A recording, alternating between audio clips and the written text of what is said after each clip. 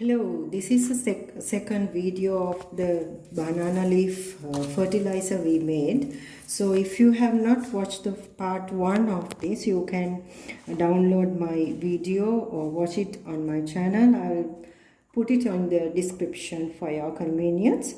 So as you can see, this is the condition of the banana leaf flower. See, now we are going to take this liquid out of it and mix it with 3 liters of water. Okay, so now the water is ready here. So I'm going to mix this banana flower juice and the sugar mix water. So now this is ready to use.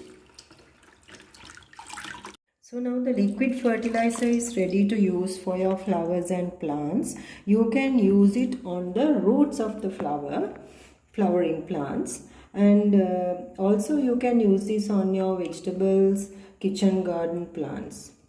One more thing, don't throw away the banana flower remains. You can use it on your vegetable compost. Add it to the compost and close the bin like as we do always.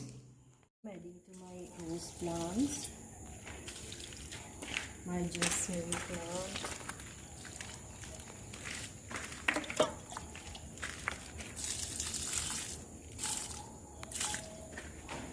peace lily plant, and my cosmos plants.